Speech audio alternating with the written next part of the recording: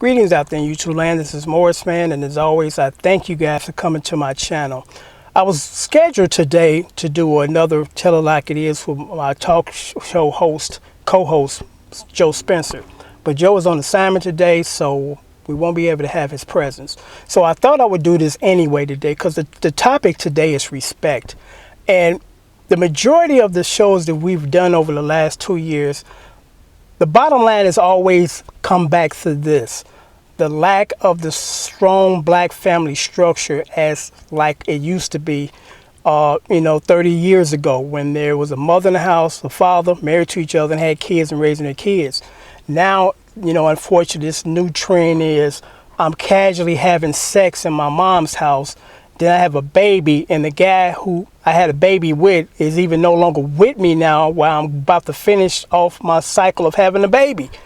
And these kids that come into this world under those circumstances, unfortunately, not all of them, but a lot of them have issues in life, and it's understandable. You grew up with no father in the house. Your mother didn't marry your father. You're only 17 years younger than your mother, and you're living with in the house with your mother and your grandmother, because now grandmama is the new surrogate father. So that's the issue that has spawned all these other issues as far as young guys in gangs, doing drugs, having issues with the police, walking around with their pants sagging, braided up hair like they born in Jamaica. And I imagine the people in Jamaica and Africa are laughing at us black people in this country because we don't have our own sense of identity.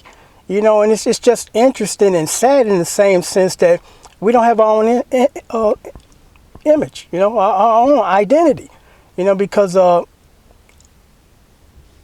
as far as the black African heritage thing, proud to be a black man. And I know that my ancestors came from Africa.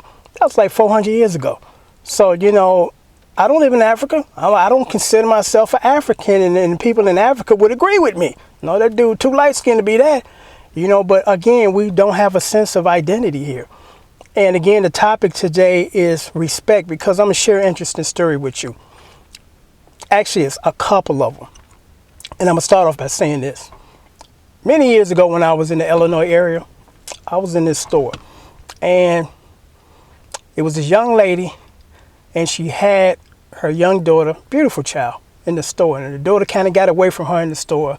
And I seen the daughter in passing, and she waved at me, and I waved at her, and then the mother showed up as to say, what are you doing? And it's like, I'm just responding to an innocent child's response. I mean, we shouldn't live in a cold world where we can't speak to people and be afraid to speak to people because people might think something different or wrong. Because that's what makes you love children, their innocence. And it's a shame that we have to grow out of that innocence. I mean, wouldn't life be wonderful if everybody still had that childlike innocence instilled in them or built into them? There wouldn't be no crime, there would be no hardship, there would be no chaos. But we grow up sometimes to become monsters or greedy people and very insensitive people. So I noticed, because I'm going to say this first. A lot of times you can determine, not all the time, you can determine how good people take care of their kids by looking at their head. Because it don't take a lot of money and effort to get a brush, to get some water, and get some petroleum jelly and do your child's hair. That's probably under $4, if that much. And I noticed that child hair was extremely nappy. It's like, when my daughter was that small, she didn't walk around the house with her hair like that, let alone be taken out in public. So to me, and to an extent, that kind of gauges how good of a parent you are as far as physically taking care of your child. Because about a year later, and a lot of people think you're picking on the women, no, because I got a story for the men. About a year later, I was at a McDonald's, and I was in front of this guy who had 3 children, beautiful children, 2 boys and a little girl, and they was around probably within a year apart of each other because they're about the same height. All of them hair was extremely nappy. I mean, I haven't seen the term they used back in the 70s and 60s was cuckabugs. When your hair is so nappy that it balls up and you can see your scalp, And these little boys' hair was extremely nappy. And I'm like, come on, dude, take care of your kids. And even the girl, hair was nappy. And it's like, what's up with this? You know, there's some people that don't need kids, you know, because it's like, I can't even take care of myself, let alone I got 3 other kids or people that I have to you know, take care of. Because I noticed, then move on to the next story and wrap this up. I noticed when he was in there, this other woman came in, probably around his age. Her hair was nappy too, clothes sagging and dirty. And she was on the phone when she should have been at the register placing her order, but she's too busy running her mouth on the phone. And I'm looking at him, looking at her. And he didn't give a casual glance. He was staring as to say, I'm interested. And it was almost like he was trying to get her attention.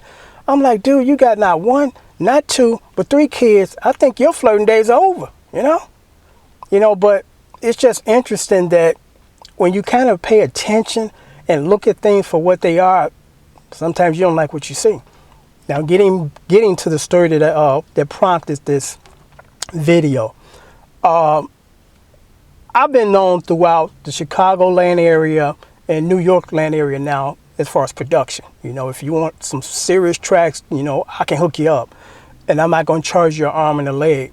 So I ran into somebody that seen me on YouTube and said, I got 2 sons and they rap and they good, you know, could you probably help put together a demo for them? I'm like, okay, well, here's my email address. Send me a video of, you know, them doing their thing.